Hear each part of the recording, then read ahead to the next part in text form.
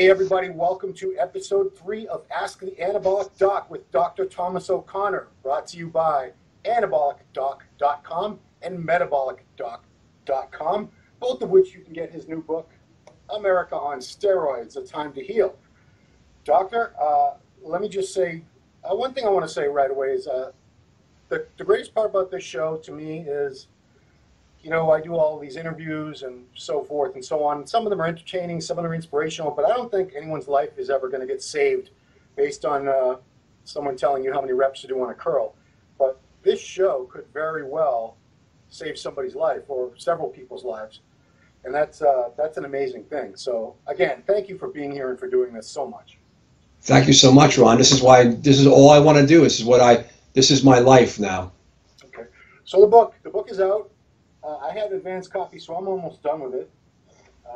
Read it while I eat, which is 20 times a day. There was a little passage in there that I wanted to read to you because, to me, it gets to the root of why so many steroid users don't seek medical attention when they have concerns or they're hesitant to visit doctors. So this is from chapter 11, is the doctor in page 49 of your book. It says, researchers at 3 major Northeast medical universities found that medical providers had a more negative perception of patients with AAS use or eating disorders than they had of either cocaine users or healthy adults.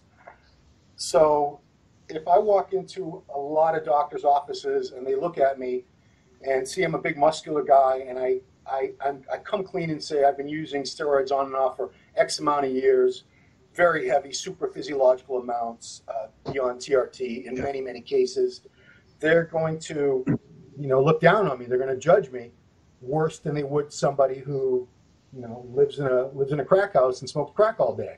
Yeah. Obviously, that's not all doctors, and I know, you love your fellow doctors, and they're very hardworking people, and they're saving lives and they're keeping people healthy. So I don't want to put doctors down either, but. Do you think that perception just comes from a general perception as a society that, enhanced athletes are to be looked down upon? God, Ron, this is the $1 million question, right? Yeah. What's going on? It's like, who's not addressing the elephant in the room? I mean, there's millions, if you read the book, thank you so much. We were very painstaking to make sure that our data is correct. Wherever there is data, and half of the book are my chapters I wrote for muscular development. Yeah, and they got attention. Anabolic lipids, the outings to when I went out to the Columbus and I went to individual gyms and interviewing patients and men that have really benched 1,000 pounds, 800 pounds. I mean. I'm a power lifter, so I love that. Really, I've been in bed with these guys, training with these guys. So I always wondered as a doctor, this goes way back, and this is the impetus for what I did and what drove me and what still drives me today. Why do doctors, but who discriminate, and why do they frown down?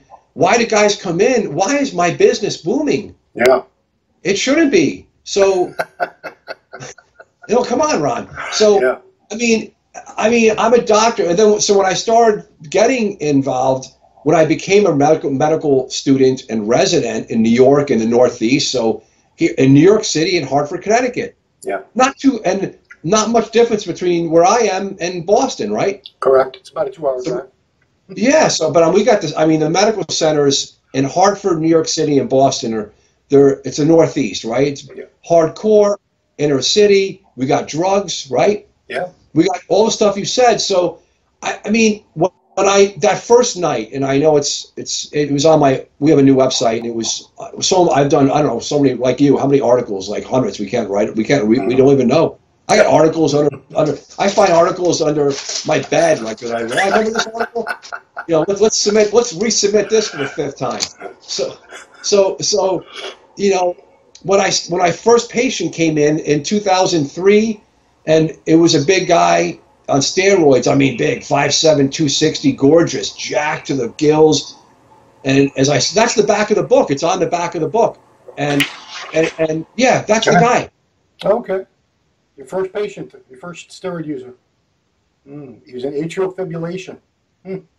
So 2:30 in the morning. So that guy's a real guy. He came in, and I was upstairs in the call room, and I was already down there for 10 hours or whatever, and I was up. We used to do like 30-hour shifts back in the badass days. You know, my personal record, 42 hours. Oh, that's disgusting. And what they should have done was they should have just gave us money for cabs to send us home, because I did bounce off guardrails going home. So they changed the rules and the laws, and I think that's good they did, because yes. I mean, doctors, and I one time wrote, you know, this is true. I one time wrote, and this is when we handwritten stuff, you know, back in the late night of the 2000, you know, 3, 4, 2002. Yeah. I wrote in the ICU 100 units of insulin. And then it went down to the pharmacy down in the basement, and they rolled back up, and they go, "Doc, do you really want 100 units of insulin for this patient?" Or it might have been 1,000. It was and I was like, "Oh shit, I guess I'm no, let's make that 10 units." You know, so slip of a zero. So slip of the pen. So back in the day when I saw that patient, you know, my guys that I was training with, my colleagues come on, Ron, they're the smartest freaking guys in the world. Yeah. I try not to be arrogant. I try not to be, because we're such geeky. I'm trying to give you insight into who we are. Yeah. We're geeks. We're doctors. At least we're 10 years ago. I think they're still that way. There's a med student in the room. You know, come on. This sounds. I'm going to say it. These are the smartest guys in the world. Yeah. Organic chemistry, calculus. Not that anyone can't do it. They're competing against, I'm answering your question, they're competing against each other to be the smartest mothers in the world in the schools. Yes or no? Sure. Getting into med school in the old day was like, they're the smartest guys in the high school, in the college. So, and they made money, they're arrogant. There it is, Ron. Yeah. So when I was down there at 4 in the morning, up in my call room, and my colleagues were downstairs taking all the patients in, this steroid user comes in, jacked to the gills in AFib. They know what atrial fibrillation is. Yeah. But when they asked him, when they're like, "Okay, sir, so what are you taking?" And he's like Winstrol, you know, Sustanon 250, Decadrobolin. I took like a couple of Red Bulls. Well, that's part of it. And Viagra. And he popped into AFib. You know, they literally they knew I was one of his brothers, I guess. Yeah. But I'm a doctor. So they called me up. Tom, come down. What? It's your guy. You know, these are my Indian guys. I love to make fun. I have to make fun of people. I'm allowed to do it. Yeah. So, Tom, come down. Who? What? It's your guy. I was like, who's my guy? Your guy. Is it a friend of mine? Yeah. I tell this story over and over. I go downstairs and the guy's crying, Ron. Doc, he was shitting his pants. He thought he was having a heart attack. He wouldn't let me go. Ron wouldn't let the hand go. Wow. I was like, dude, man,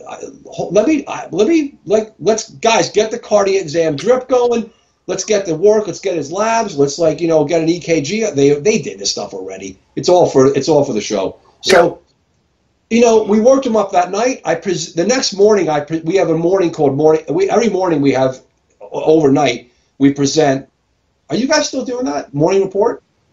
Huh. He's studying right there. So they have morning report where at night in the big hospitals, the next morning you stand up and you present the best cases to the team coming in the next day, including the chief. The chiefs are there.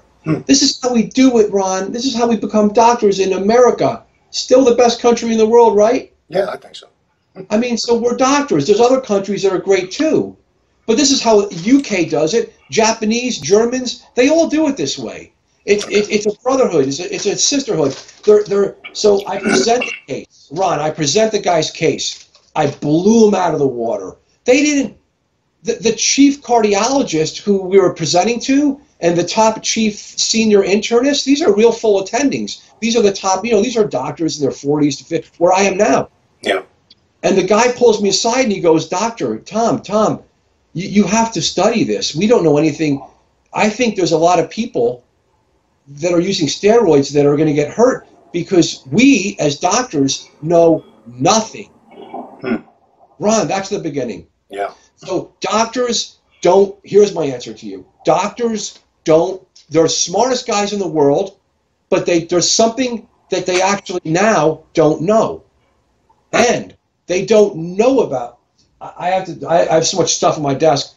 Llewellyn's book. Yeah. Hold on. It's a big book. Hold on. Have you seen the book, folks? Have you seen the book? It's like a phone book. Have you seen it's a phone, have you seen Bill's book? I mean, this is a scientific book, folks. Okay. This book is incredible. These doctors who are the smartest people, they're doctors, they all of a sudden, they're put in a scenario where they don't know the drugs that the patient's using. They know about crack cocaine now and heroin. Yeah. But that doesn't mean they use them. So I'm trying to teach them about this new illicit drug that is not just 10 people. There's millions. And it's widespread. And again, but then something else happens, Ron. It's called transference and countertransference, where a doctor looks upon another person, and then it's not. We're humans, so we can either like them. That's not good. We can either like them too much, or you could hate them.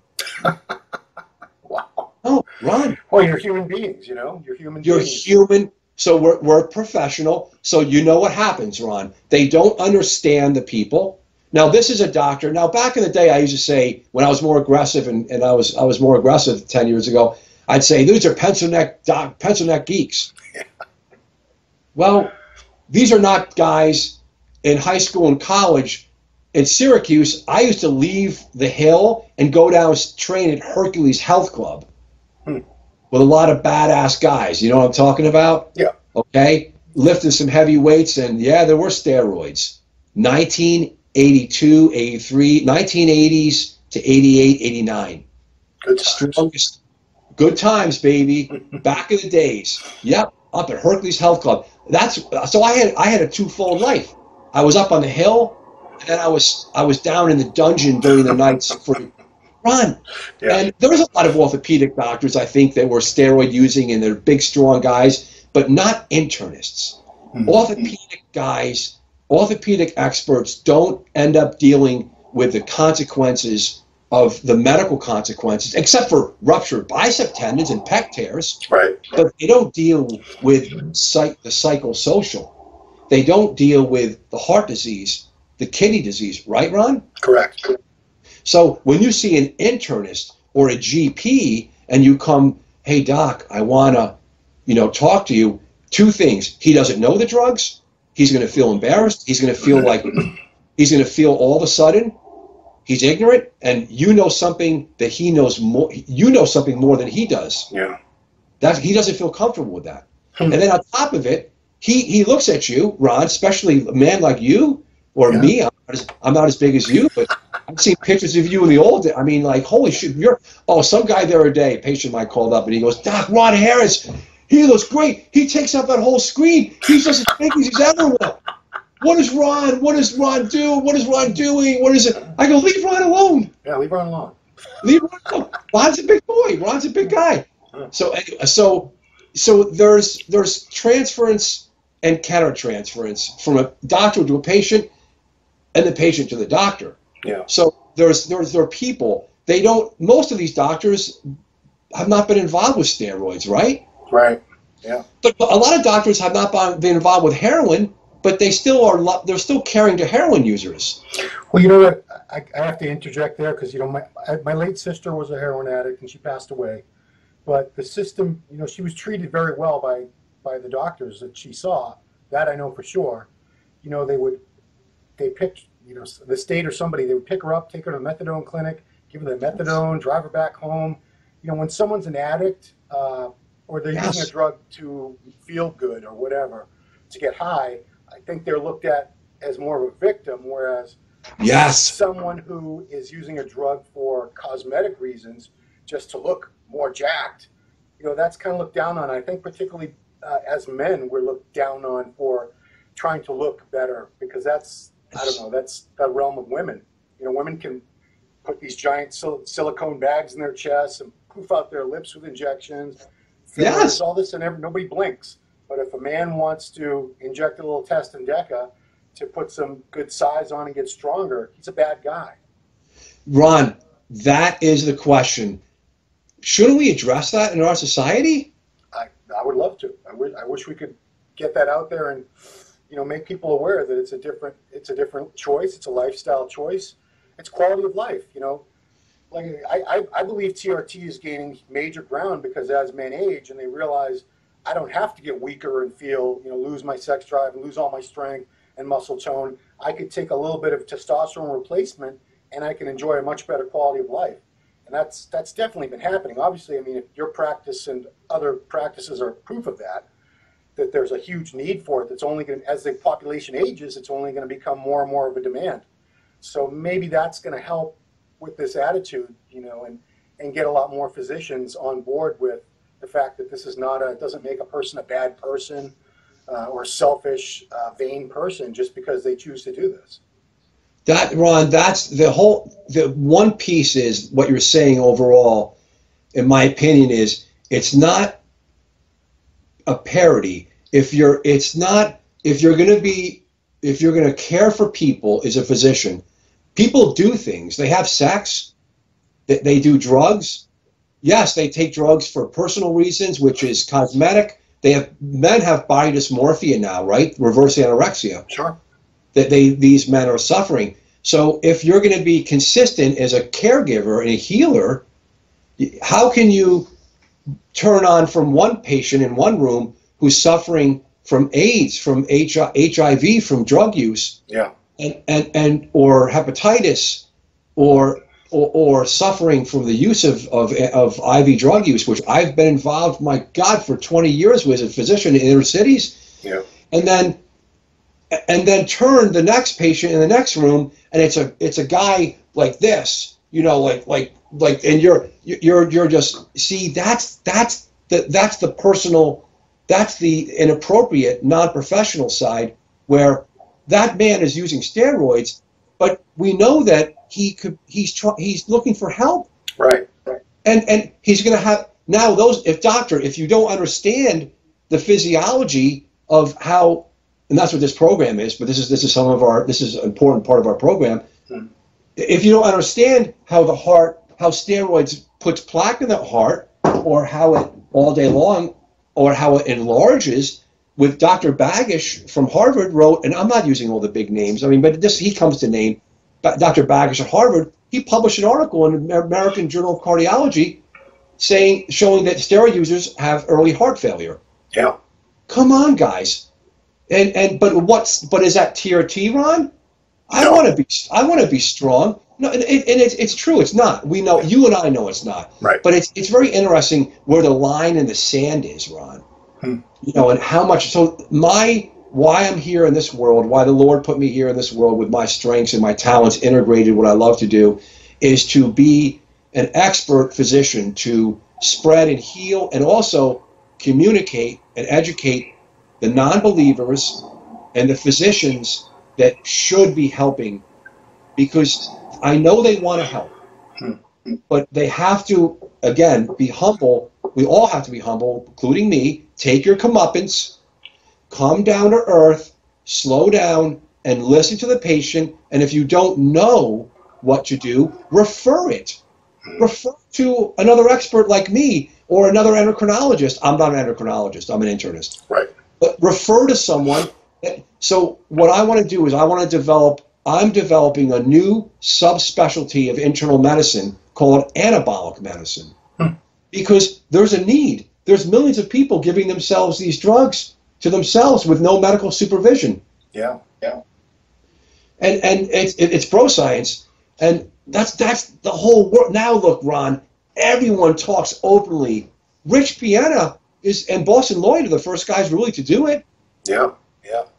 We should listen to them, help them, heal them, and help them heal. Because what are you going to do? Look at Rich and look at Dallas. Yeah. And anyway, Ron, it's a sidebar. So let's go. But that's the question, Ron. So doctors don't know that they're scared of it. They're intimidated. and they're also intimidated by you. Yeah. No, I suspected as much. I mean, I remember I had a general practitioner once years ago who I only saw once, and then I changed doctors immediately because he was so incredibly judgmental. And this gentleman was, I wouldn't call him obese, but he was definitely overweight. Yeah. He was someone who probably was 10 years younger than he, 10 years, appeared to be about 10 years older than he probably was. Yeah. He didn't look very healthy, let's put it that way. And he lectured me, I wanted to be as honest and upfront and said, I use steroids and I'd like to monitor these things and, what should I be concerned about? All he said was, you need to get off the steroids. You need to stop taking steroids. Steroids will kill you. And that was pretty much, they're very unhealthy. I said, okay, all right. And that was, that was the end of that. But Ron, he was, again, he was intimidated, and he was, you irritated. That's irritating to him. Yeah. He had no patience for you. He didn't want to hear it. And he didn't, but Ron, things I think things in this country are changing. I have so many doctors that call, and I will take patients in and transition them to their PCPs. And I tell them, hey doc, hey, no problem. I always take a phone call from a doctor. It's a brotherhood. It's a brotherhood. It's a professional brotherhood. Hey doc, how you doing? Boom, boom. Check this, do this, and do that. If we need to work I work all around the world with doctors. That's the way it should be, Ron. Well, now I know how to get through to my doctor. I'll just pretend I'm a doctor. So. And the funny thing is, you guys, the bro science guys, especially smart guys like you could blow these guys away. You know more about the hypothalamus pituitary. You know more about these drugs than these guys do. Yeah, I mean so it's got to be a new study. We have to make. That's why I'm put up. Anyway, I love it. Okay, now you got some questions on your social media. We got some questions on the board. Would you like to get to the ones that you personally got on your social media first? Yeah, two quick. Thank you so much, Ron. Two quick questions, Tony. And so on my social media, on my site, we post some really cool YouTube topics. One was about Cialis, and how it affects your blood vessels and for daily use. And so someone wrote, Tony, I want to say this, Tony R. wrote about, he asked a question about TRT and prostate cancer. So let me just review real quick. Prostate cancer is the most common cancer of a man after skin cancer. If you live long enough, you're going to have prostate cancer. Most prostate cancers, you're going to outlive it, and you're going to die with prostate cancer on board. Wow. So this is true. I just want to try to move very focused. So prostate cancer is very common, and most men will not die from prostate cancer. So this whole piece in primary care of diagnosing prostate cancer with digital rectal exams, family histories, and of course PSAs is a whole hotbed. And this overflows with internal medicine, family medicine, GP medicine, and urology. So I do it all day long. So if you talk to any educated urologist or internist that's involved with testosterone replacement therapy, here's the data. Dr. Abraham Morgenthau. That's your man. I will just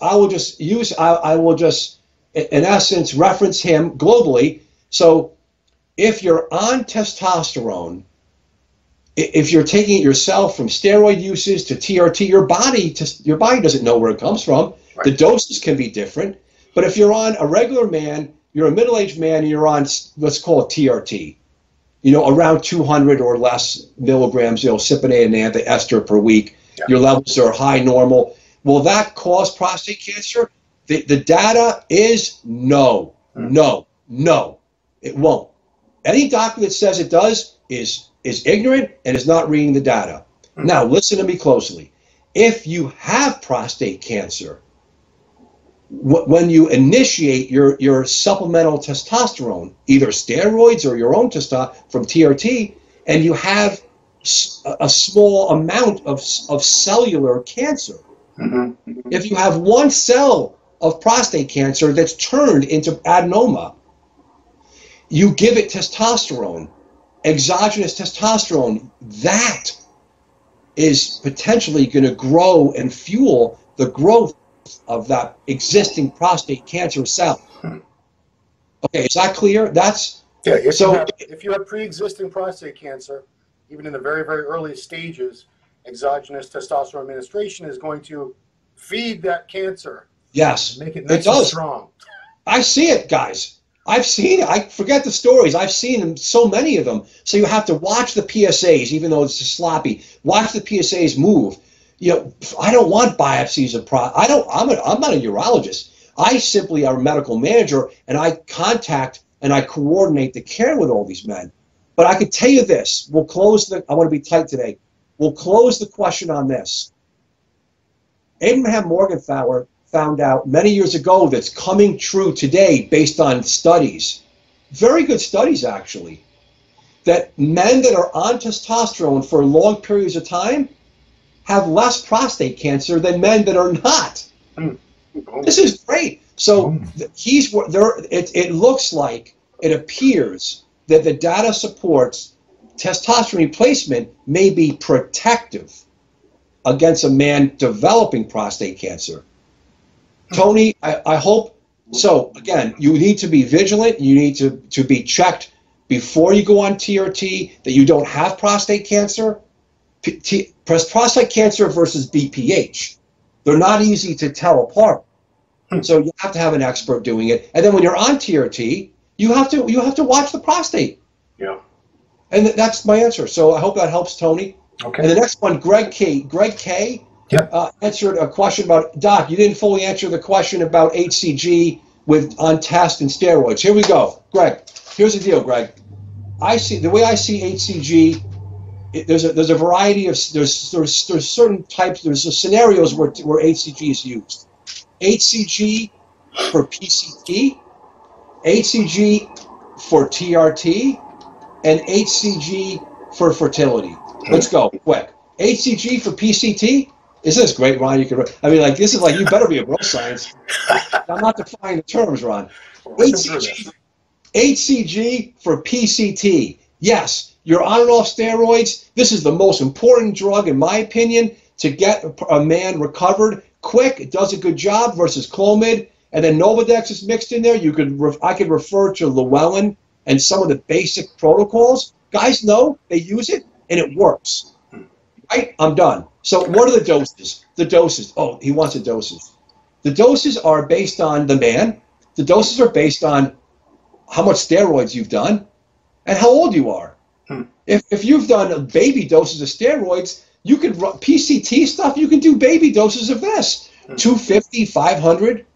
If you're a pretty ardent veteran steroid user, you're going to go up to 2,500, 1,500, 2,500, even more.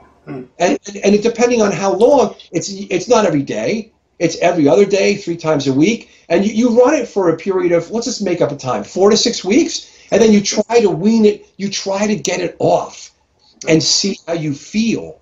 It does work. So that's PCT. The next question is HCG for TRT. Well, why would you want to use HCG for TRT? The answer is because you want to increase your testosterone and be fertile. Or you're just scared of testosterone, or you don't want to, you want to do something. So Clomid's terrible.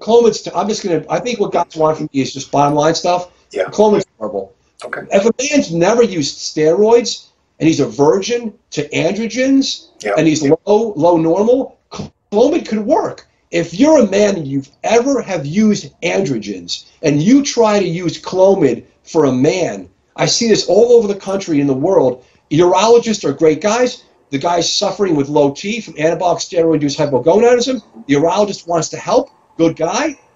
He doesn't say, get the F out. He gives him Clomid. Yeah. Guys feel like crap. It's an anti-estrogen in the brain, and it will paradoxically increase the testosterone from his testicles on paper, so everyone goes, hey, but look, your testosterone looks good. The free testosterone is lower compared to what it was on the steroid, and it's an anti-estrogen in the hypothalamus and in greater parts of the limbic brain, and they feel like shit. I don't want to be arrogant, guys. Was that understood? Yeah. Okay, so you replay that over and over, people, because what I said is the crux of the biscuit. I've seen this. This is what every guy will tell you this in the streets. So that's HCG for TRT. Yep. Right. So HCG for fertility. That's really a subset. It's a man on steroids or TRT. Hey doc, oh man, she's talking me into it. Gotta have another kid. So you take testosterone, you put it to the back, and then you blast and you use HCG for TRT for a short period for fertility. And what are I'll give you the doses. This is Greg. I'll give you the doses, Greg. Depending on how long you're on TRT, are you a guy on TRT because you've blown yourself out from steroids? No, I'm not putting anyone down. If you're a guy that's been on tons of steroids for a decade or two, you're not going to use 500 IUs of HCG. You ain't going to cut it to get a kid, to get your sperm levels up. I've been doing this for 10 years. I've seen thousands of men. So you got to use at least 1,500 every other day, or maybe 2,500 or more. And then if that doesn't work, yes, you go to HMG. And if that doesn't work, before you throw the towel in, you go to Brovel or Overdrill. This is you see the disclaimer? You see, I'm not arrogant. See the disclaimer? I'm not arrogant. I'm not arrogant. I'm not arrogant. Okay. Disclaimer. I don't tell you to do this. I'm not your goddamn doctor. You're not. I'm telling you, this is our live show, and so, kind of live, and this is what you guys want to hear. So there's the answer, and that's it. Okay. And from the MD forums, we have Seth King 85. Doc, I'm 32 years old. Started to suffer from a lot of symptoms that end up relating back to low T. So I made an appointment and got my blood work done. Not only total test, free test, estradiol, etc. He also worked up a complete CBC, metabolic panel, liver function, D-dimer, and so on and so on. I went back for my second visit to discuss my results and ended up with a total of 300 and a free of less than 7. He spoke to me about the treatment and possible side effects and future dedication. And being in the state I was in, I decided to go forward with the treatment of test SIP weekly. My question or concern is due to my age. I feel I'm very young to start this early, but felt the blood work and my symptoms were enough to make me choose TRT over my normal stage of health. Do you ever consider someone too young, even though the blood work and symptoms prove a low T diagnosis? Just want to ensure I made the right decision. Well, Ron, again, come on. These are the best questions in the world. I mean, so 32-year-old, I got the thing up right here. 32-year-old guy, yep. He's starting to suffer a lot of symptoms. And so my question to you, sir, is what were the symptoms? Yeah. What did you do? Is it from steroid use? Every doctor who diagnoses hypogonadism has to, there's two hats, diagnosis and then management. Why are you low? It's called organically. Is it for metabolic reasons? Because the standard guy in America that has low T, who's never used steroids, he's not just because he's old, it's because he's fat and he's diabetic and pre-diabetic and he has metabolic. That's what it is. That's the answer. So are you 32 and do you, everything's multifactorial. It's never one thing. Never. Internal medicine is complicated. So he doesn't say why he had low. That's a huge piece. Right. Can you, Ron, can I reverse? I mean, I'm analyzing these questions carefully. Can I reverse? You're 32 and you have suffering a lot of symptoms. I'm not, sir, his name is Little Guy. Little Guy. Are you, Little Guy? Seth King. Seth King, 85. Seth King 85. What? I need a lot more information, but this is my show, so let me keep moving. So, why are you low T? What were your symptoms? These are so important to the picture, the clinical picture of the man. Why are you low T? Diabetes, steroid use, congenital? Yeah. What? Opioid use, prednisone use, prednisone. These are all real medicines that tank low T. Depression. Yeah. I see it. PTSD. Warriors. Love the warriors. I love my veterans. I love veterans in other countries. Allied Forces guys coming to see me from other countries. These guys are suffering. They have low T. I won't say what countries. I've taken care of guys in Allied Forces across the world that are allies of America and that we've helped them and they've helped us on the battlefield. So That's a shoot out to those guys. Unbelievable. And they're low T from depression and PTSD. It does something to the brain, and they have low T. We can't. This is true. Please get out to the veterans. So this guy, the answer to this one is his blood work. Then his blood work shows he has low T. Well, you can check a total and a free testosterone. You've diagnosed with low T, and then is your age. The age definitely has something to do with it. Because what I would say to a man like this is, once we diagnose why, and then we have the record on paper, it's low. I don't treat pieces of paper. I treat the man.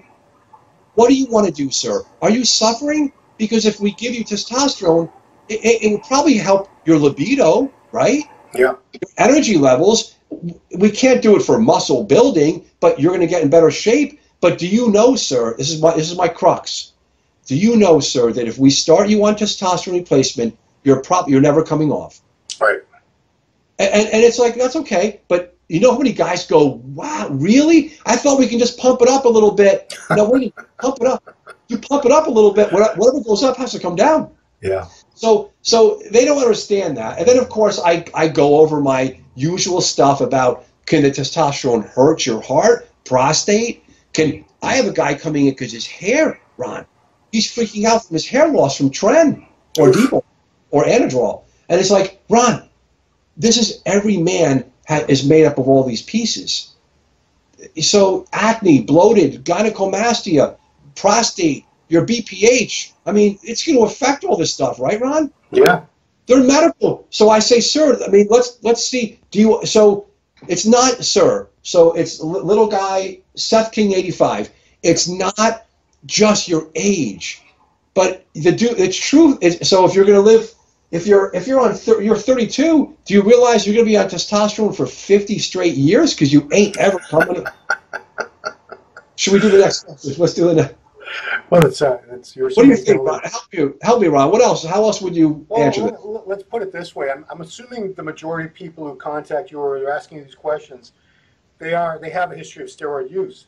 So let's say that, I don't know Seth. Obviously, I don't know his situation, but let's say that Seth did 20 heavy cycles between the age of 20 and 31, and now he's decided he's going to stop using them, and his levels, he gave himself a year, his levels are not coming back. And in your experience, as I've been reading in the book, in most cases that it's never coming back on its own ever.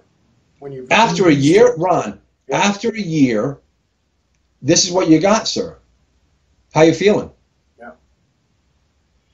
So if he's feeling like crap after a year, it's probably safe to assume a year from now and 2 years from now and 5 years from now, he's still going to feel like crap. Don't suffer any longer, sir. And don't beat yourself up. Give yourself a break. Okay. So we need more info, Seth. Basically. I mean, huh? We really needed more info from Seth for you to answer but it's that. Okay. But I mean, because we're guessing. We're guessing. Yeah. All right. Well, let's move on to John's son with 2 S's. Hi, Doc. What do you think about lipostad? There's a lipostad, or it should be a T, right? Lipostad? Yeah. As a statin, I have familial hypercholesterolemia, and my doctor prescribed me 10 milligrams of lipostad, atorvastatin, for the rest of the year. Could you tell me about side effects, efficiency, etc.? Also, what are some other good supplements that are good for lowering my cholesterol? Would love if you could feature this in one of your videos, as many people have no clue about their cholesterol levels. A lot of people who have familial hypercholesterolemia are not even aware about it. I was a lucky physician who wanted to research my family genetics. Thanks, Doc.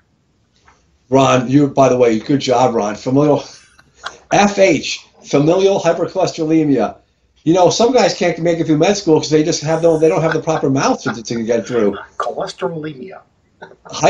So let me take. So now again, so this guy's another guy from another country, because I can tell you that because Lipostad is a brand name for atorvastatin, which we know is Lipitor. Okay. So this is from Europe or something, or some outside America, which is great. We're reaching across the seas, which is good. Yep. So familiar. Here we go, Ron. This is my stuff. It's the hard stuff again. And then we can put it on steroids maybe for the show. So FH is I believe, autosomal dominant. It's an inherited It's pretty rare.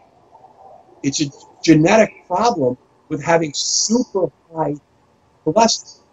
Not you and me are the average bear, and our cholesterol can be too high because of our diets and our lifestyle. Right. And that can lead to heart disease. And now when I say heart disease, everyone's going to learn on this show, there's two types of heart disease. There's plaque coronary artery disease, then there's heart failure, which is my LVH and all this stuff. So, and it's not that simple, but let's try to make it seem so. But it's pretty, in the end of the day, it's pretty straightforward. You got a heart attack or you have heart failure, then one kind of becomes the other. So, so he has familial hypercholesterolemia. Wow, I've only seen a few of these patients if he really has FH. And there's varieties of it. But so that's the first piece is, again, do you really have FH? Because if you really have familial hypercholesterolemia, 10 milligrams of atorvastatin, sir, immediately go to a cardiologist and jack it up and make sure that's the right dose. That's not going to cut it. 10 milligrams of atorvastatin, I'm on like triple, double that. I'm on 20 milligrams of Crestor, which is really a stronger but more muscle-friendly statin, and I'm on 20, and I'm just the average bear. So this guy, if he has familial hypercholesterolemia, that's just not elevated. That's not elevated cholesterol. That's elevated cholesterol on steroids. These people die like in their 20s and 30s, Ron. Wow. So their body just produces way too much cholesterol? Yes. It's a mutation. Okay, FH. I mean, I love these. These are real questions, man. Yeah, they are. This is I'm not arrogant, guys. This is a question. This is cerebral. I'm bored. I get bored. I just get bored. Yeah. These are cerebral questions for an internist, man. And and I'm not an expert in this. Your doctor is an expert in this. I guarantee you that. If your doctor is a good doctor, he's all over this one. Now, so this question is, he's asking about, so the rest of, could you talk the effect of the efficacy, and also, this is a really smart guy. This guy is asking, first of all, what do you do about it? It is a number game. How high is your LDL? You need to get it very low, and then you need to have a great diet and exercise. Of course, you can't smoke. You have to train hard and stay great. People that don't believe us or think we're in bed with drug companies, you turn off this video right now. Turn it off. Okay. Turn it off. So this is generic medicines. So FH, I don't know. I mean, if this guy really has it, he's going to really have to get monitored. And there's one class of drugs I want to show to you guys. There are new class of drugs for FH only. They cost about $14 grand a year. We're trying to see if it's an early guys like it's called PCSK9. Sir, go to a lipidologist and ask about PCSK9, pro-protein convertase subtelicin kexin 9. Wow. Ron, this is not a rare drug. I want to give information, Ron. Free information. These are called PCSK9 drugs. They're for FH only. Later, they may be for me, and I'm going to probably try a trial of my own because I want to bring my LDL down to less than 50. Because I want to live to 110. That's right. You said that before. I don't want to take any more statin, Ron, because I don't want to hurt this. Does statin have a muscle wasting feature to it? It's not. Yes, statin may not. It's muscle wasting, muscle damaging. Yes, Ron. Yes. So, Ron, this is where we're at, though. But I balance my fear of having a heart attack with my fear of losing this. No, Ron. It's good that you have it in balance. I think most. I work. It's hard for me even. Am I achy? Do I feel bad? But I'm just trying to show the world what they should be, how they should be thinking. So you should be on a statin probably a hell of a lot more than you're on. You need the PCSK9 drug. That's the real drug. If you have FH, their insurance companies will pay for it. If you're in America, okay. And then the last one is what supplements? Yeah. Red yeast, Ron. I'm running it quick, Ron. I'm doing it quick. Okay. This is for the gurus. red yeast rice. Red yeast rice is basically a weak formulation, natural fungus formulation of a statin. The studies have shown it works like a weak statin, and it doesn't cause muscle aches. So for some people that don't want these drugs, let's try a red yeast rice. Red yeast rice. Red yeast rice. And there's a lot of studies on this. What else can we do? The B vitamins, the niacin. We talked about niacin is also good. It lowers LDL, it increases HDL, and there are some other drugs, supplements. But I think I'll leave the question ending there. Yeah, because probably 1 in 10,000 people have that. That seems like pretty. You're right, Ron. You are. It's about that. It's 1 out of about 10,000, probably. You're right. Okay. Our final question comes to us from a guy who's been coming up with great questions every week, Swaminator. Love him. Doc, my TRT physician is very progressive in that he is good with 200 milligrams test per week, along with 200 milligrams DECA and an Anastrozole/HCG low dose. I have had high blood pressure and take meds, Bystolic, to keep the numbers very manageable. Cholesterol is good, no meds for that, 197 total, HDL 68. My question is, what is your recommendation on DECA as an ongoing maintenance drug-like test at 200 milligrams per week, or should I take it in cycles? My goal, like many guys on TRT, maximize the benefits of gaining muscle, losing fat, increasing energy/libido, etc., while minimizing the risks. I'm looking for long-term stuff here. I'm 49 now, best shape of my life, by the way. Thanks, Doc. Ron, God, I can't. What another question? Thank God we just have these great questions. Yeah. So this is wow. He's up around our epic, right? Yeah. He's not a 26-year-old kid. He's a 49-year-old man. His doc, yeah, man, progressive doc, giving him basically a little test in DECA, and so and then I love the HDL 68. That's unheard of. Usually they're low. And testosterone, not to mention any added steroid, certainly DECA, is going to lower HDLs further for most of us. Yeah. So that's good, man. And we could do the calculation on your LDL is pretty low too, because if your total is 197, you could calculate the LDL and triglycerides. So your cholesterol, sir, I'm just guessing, I'm just doing some quick math, it looks pretty good. So if your blood pressure is good, I love Bystolic. But if you're a Caucasian man versus African-American man, you may want to do an ACE inhibitor. Bystolic is a great drug, but it might put a cap on you, and it's not really going to be cardioprotective like an ACE inhibitor. So depending on who you are and your other medical issues, ACE inhibitor, calcium channel blocker. Okay, and of course, you should lose weight. You should not do anything. You should be as lean as small, never have any sodium, and you should do interval cardio, and that's all the golden, the holy grail. And if your blood pressure still goes up, those are the medicines. ACE inhibitor, I love the Bystolic. I love that. There's cardioselective. Of course, you have hydrochlorothiazide, and we don't like other non-selective beta blockers. So I did my spiel. Maybe the guy's on Bystolic because he's listening to me over the years, and I like Bystolic. So the next thing is this, Ron. We love the comment that test in DECA. Why? Because DECA is a low, anabolic. It's a low androgenic anabolic steroid. It's not harsh, as we all know, and the truth is probably true. Years ago it was cleared and used in the United States for people that had end-stage renal disease. They were on dialysis, or they were before dialysis, and they were anemic. We used to give little old ladies decadurabolin because it increases the anemic. It does a good job of increasing the red blood cells. Okay. Right, so everyone knows this. Tren does this, equipoise, boldenone, and this is the stuff that doctors. I wish I could. They have to learn this stuff. Yeah. Hey, if you're a doctor and you're a real scientist, aren't you interested? These are medicines, and they're not all the same. DECA is not Tren. So, I don't want to ask you a million questions, but nandrolone, if it's so efficient at increasing red blood count, wouldn't that be a bad thing for the average person who doesn't have anemia? Ron, brilliant. So again, sir, we need more data. If Swaminator, which I love this guy. I just love his avatar. I'm making a poster of that avatar. Can you send that to me, Ron? Okay. I'll sign that Anabolic Doc, Swaminator. We'll do a tag team. So, Ron, if you're on, you want to, here's my philosophy.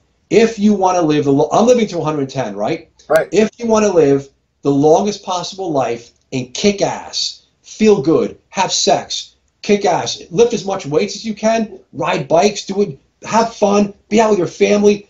I feel like $1 million. It's going to be a long night. I don't even know. I'm going to probably take my poodle into the woods and mountain bike in the woods tonight with my poodle. Oh boy. So how do you do this if your heart is in damage? Okay, you're 49. We're not spring chickens. If you want to take, sir, my opinion, humbly, you want to take the lowest possible combined dose of androgens that you can get away with. Because any more you take will increase blood pressure, increase red blood cells, thicken the LV. And if your goal is to live a very long life, the data's against you. So you want to make it scientific, treat blood, take the lowest dose you can. The decadurabolin, adding deca, look, I personally wouldn't, and professionally try to steer guys away from adding steroids. In the end of the day, I get them on a fixed, consistent dose of tests. I manage all the other medical issues. 98% of men, Ron, after a decade, their brain, how do you feel? How do you feel? Doc, I'm feeling good. Some of the guys are fighting the body dysmorphia, though. He's still fighting. I am too, Ron. Maybe you are. Oh, every day and night. But it's true. But Ron, it's no joke. It's not a joke. I'm not joking. And the guys that you're interviewing, Ron, these are amazing men. They're subjecting their health for their dysmorphia, for their body dysmorphia. Is this man doing it? Or can we keep the doses as low as we can? And can we give cardio selective blocking agents, Ron? I could block the red blood cells, phlebotomize them, keep the doses down. I can give statins to block the lipid effects. I can give blood pressure, endothelial protecting agents for the nitric oxide. Ron, this is what metformin. And it's not willy-nilly. I use these agents to protect men. I have no ethical problem. If a man is using anabolic steroids, I'm there to protect him, to get him through a period so he makes decisions for himself, so he doesn't have a heart attack, enlarged heart failure, kidney disease. Right, Ron? Correct. Is that unethical? No. I think that's more ethical than letting people suffer and letting people endanger their health, obviously. So I don't discriminate. So, sir, the question is, he said, I want to be strong, I want to have this great life. It's all balance. But I would, after thousands of patients and years of doing this, I just know that a cumulative dose of androgen that's over, you can grow. And some men can be on steroids and their hearts don't grow. Some men are on steroids and their arteries are completely wide open. Then I have a 27-year-old that came in about a year ago, and he had a huge heart attack, and we put a huge stent in his right coronary artery. Doc, I'm 27. I did gear for about 8 years. How did I have a heart attack? You know what the answer to that one is? No. Genetic. It's just genetic. Yeah. So what is this man genetic? I think if this guy's genetics look pretty good for cholesterol, my God, I'm not your doctor, sir. Disclaimer. It's off my mom. Disclaimer is everything. Disclaimer. I'm not getting, no one's going to sue me. Or why, So, but, globally, you should wean yourself down to the lowest possible dose of cumulative androgen that you can take for your brain and for your happiness and for your sex. And then you should live on that so you can live forever. Yeah. So it seems like he was looking for your blessing to continue the 200 milligrams of DECA along with his 200 milligrams of SIP. And you'd say your answer is, don't do it, dude. I can't. Oh, I can't. Well, first of all, there are guys that can take 200 milligrams of testosterone a week and their testosterone is normal. Yeah. Then there are guys that have to take half of that. So every man has different metabolic. They degrade testosterone, esters in a different fashion. So the dose of testosterone is, he has 400 milligrams a week of total right, Ron? Correct. No, I'm not going to raise my eyebrows and go, oh my God, this is insane. This is, you know what? His testosterone levels may be normal on that, but he's adding the decadurobolin's not testosterone Right. ester. It's not a testosterone ester. So no, I mean, so if he was your patient, what would your advice be? So here's what I love it. I have to get balls for these questions, right? My question: I can't prescribe I can't prescribe nandrolone decanate. I just can't do it. I just won't do it. So I would do my best to evaluate him closely: blood pressure, cholesterol, calcium score, echocardiograms, provide the information, red blood cells, kidney function, prostate. I provide the data to him. I show him his data, and I say, here's what I feel comfortable in giving you in testosterone for your brain, for your quality of life, right? Yeah. And then, sir, I'd like for you, I do this. I'd like for you to make a decision and to not add decadurobolin to the mix. Okay. But if he does, Ron, again, I counsel him that he shouldn't do that because I have a medical license and it's a gray area. It's like, a heroin user comes in, Ron. Yeah. A heroin user comes in and I give him methadone. Right. The next week, the heroin user comes in. He's a methadone treated patient now. He says to me, "How you doing?" I say, "How you doing?" He says, "Good, doctor. I'm on my methadone. I cheated. The methadone you gave me really wasn't enough, so I supplemented a little bit of heroin last 2 nights. Get out of the office." Do they do that? No, of course not. Do you see the analogy here? Right. I don't give a blessing on steroids. I can't. Right. But a man is using steroids. I want to show him the way. I want to show him that sooner or later, that added 400 milligrams is probably going to grow his heart. That man probably has LVH right now. Wow. Maybe he doesn't need any blood pressure medicine if he just cut off the DECA. Maybe testosterone, he's not going to be hypertensive if he cuts 200 milligrams of DECA down. Yeah. Right? Could. I mean, there's only one way to find out. And you're long, Ron, living to an old age, everything breaks anyway. My philosophy, and I understand the buy. I guess I'm getting older, so when you get older, you get scared, Ron. Right. You hope, Yeah. and you want to still do the things you do when you're 25 or 35, but there's also a brain in there that says, oh, when I'm racing down a mountain bike and there's a gap jump that's like 30 feet or any gap jump, and I see the 20-year-old go over it, I got to go to work Monday morning. My girlfriend says, you made a good decision. Stick to your little drop jumps. Because you're not 20, son. Right. Sir. So I don't know, Ron. So I try to give these guys respect and let him know about the physiology. But if he's going to keep doing steroids, hey, protect everything. Use the lowest possible dose. Block every physiological face that you can. Right. All those adverse forces, block them. But is it right, Ron, for a drug? But that's his decision, though. Right.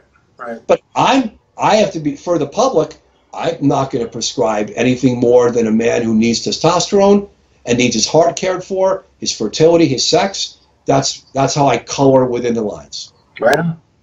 Yeah, we'll get into the anti-aging clinics in a future episode for sure.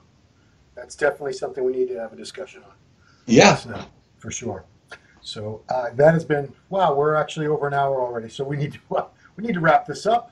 I want to remind everyone again, the book is now available, America on Steroids, A Time to Heal. You can get that at anabolicdoc.com or metabolicdoc.com. And it's a great read, everybody. I'm almost done with it, and you just fly right through it. I do a chapter in like 3-4 minutes because it's intriguing stuff. So, Doctor, thank you as always. Again, you're doing great work here. We appreciate it so much. And I know these people that you're answering their questions, they're very appreciative that you're taking the time to do this and tackle subjects that probably very few other physicians could or would want to address. So thank you so much, Doctor.